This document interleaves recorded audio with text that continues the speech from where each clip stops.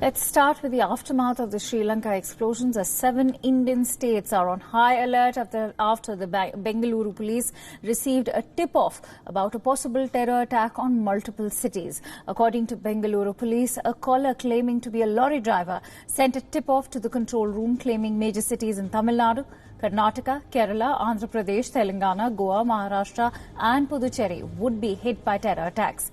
The attacks will take place on trains, according to the letter issued by Karnataka Director General of Police to the states mentioned in the tip-off. It also goes on to state that a group of terrorists would first gather in Tamil Nadu's Ramanathapuram.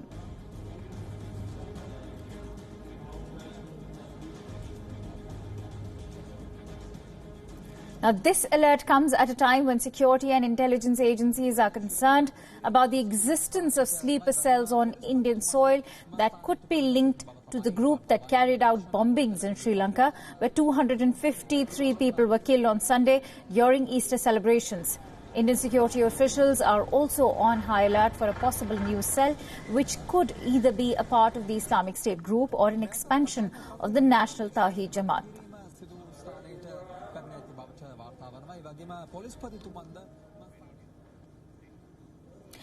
And while India remains on high alert, this is the latest from Sri Lanka. According to local media reports, 3 suspects who may be linked to the Easter Sunday massacre have been arrested. This after a gunfire exchange took place near Bengaluru between the Sri Lankan military and suspects last night. 3 explosions were reported in the area. The information came in from a Lankan army spokesperson. Shooting had erupted during a search and cordon operation. A curfew was imposed with immediate effect in the region. The police also found IS uniforms, curtains with IS logo, 150 gelignite sticks, 100,000 metal balls and a drone camera. Police continue to raid areas to find details of the perpetrators of the terror attack. Meanwhile, the Lankan Prime Minister has also warned that despite arrests, the danger is still not over. මේ ත්‍රස්ත ක්‍රියාව සම්බන්ධිතා සුළු කණ්ඩායමක්. ඔවුන්ගේ වැඩි දෙනෙක් හා පුපුරන ද්‍රව්‍ය වැඩි ප්‍රමාණයක් මේ වන විට අත්අඩංගුවට ගෙන තිබෙනවා. තවත් සුළු ප්‍රමාණයක් නීතියේ රැහැනට හසු කරගත යුතුව තිබෙනවා. ඒ නිසා අනතුර තාමත් සම්පූර්ණයෙන්ම පහව ගිහින් නැහැ. ඊළඟ සතියේ මේ රටේ ආර්ථිකය යලි නැංවීමේ වෑයමට මුල පුරන්ට අපිට සිදු වෙනවා. මේ ත්‍රස්ත ක්‍රියාව නිසා රටේ ආර්ථිකයට වැදුනේ මරු පහරක්. ලොතරැයි වෙළෙන්දාගේ සිට මහා පරිමාණ ව්‍යාපාරික දක්වා සියලු දෙනාම විශාල පසුබෑමකට ලක් වුණා. සංචාරක ව්‍යාපාරය අඩපණ වුණා. මේ නිසා දැනට දල වශයෙන් ගණන් බලා ඇති අන්දමට රටට ඩොලර් බිලියන් දහසක පමණ පාඩුවක් සිදු වී තිබෙනවා. සමහර විට ඊටත් වඩා වැඩි වෙන්න පුළුවන්. එය බරපතල තත්ත්වයක්. ඒ නිසා ආර්ථිකය යලි නංවාලීමේ සටනත් අපි ජයගත යුතුයි. Now, Sri Lanka has a history of ethnic conflict, but the recent terror attacks seem to go beyond that strife alone. By inciting religious hatred, the recent terror attacks in the island nation appear to share a common agenda of Islamic terrorism perpetrated by jihadist groups like the ISIS. So while the ISIS caliphate may be on the decline in Syria and Iraq, is it piggybacking on local Islamist groups to spread its ideology? Here's a report.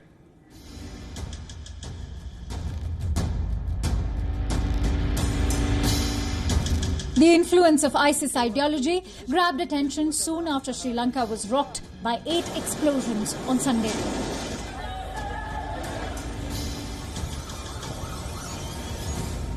Sri Lankan authorities have accused a local Islamist group, National Tawheed Jamaat, of carrying out the attacks. And even though the Islamic State has claimed responsibility on their news agency Amaq, Sri Lanka's defence forces are still probing into the possibility of an ISIS link. We are still conducting investigations on the possible international links. Right now, what I can safely say is that with the IS is that it has been motivational, and we are checking whether there has been funding. As a training side as well, we are still making those investigations. That ISIS has claimed responsibility for the attacks is no secret. According to some reports, an ISIS suspect even told Indian officials that he had trained a Sri Lankan militant who is associated with National Tawheed Jamaat. It's also relatively safe to rule out Al-Qaeda's role in the Sri Lanka attacks because post-Christchurch, its leaders issued a statement saying that attacks on churches are off the table.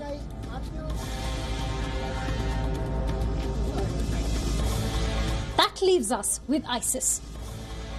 Now let's rewind to the year 2014. 5 years ago, ISIS reigned over swaths of land in Iraq and Syria, collecting billions of dollars in taxes and oil revenues, as well as from looting banks. Today, its caliphate is virtually gone. But even in this geographic defeat, the Islamic State's ideology continues to inspire mass murders, an ideology which treats non-Sunni Muslims and other religions as infidels.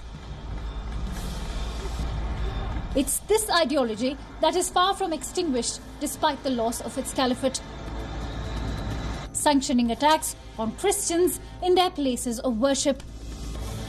ISIS murdered 20 worshippers at a church in the Philippines in January 2019.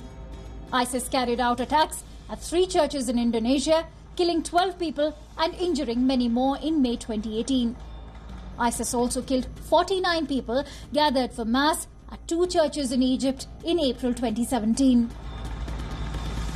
The Islamic State Caliphate might be defeated in Syria and Iraq, but Sunday's terrorist attack here in Sri Lanka proves one thing, that it's gaining momentum in South Asia. Even though the linkages of Islamic State with Sunday's terror attacks are yet to be proven, the Islamic State has claimed responsibility with 2 of its communiques. Sri Lanka has had a history of ethnic conflict, but Sunday's terror attack proved one thing, that Sri Lanka is part of the wider network of Daesh, which is perpetrating Islamic terrorism. In the past 2 years, ISIS has lost territory inside Syria and Iraq. But according to the US National Strategy for Counter-Terrorism, Daesh still has 8 official branches and more than 24 networks, regularly conducting terrorist and insurgent operations across Africa, Asia, Europe and the Middle East.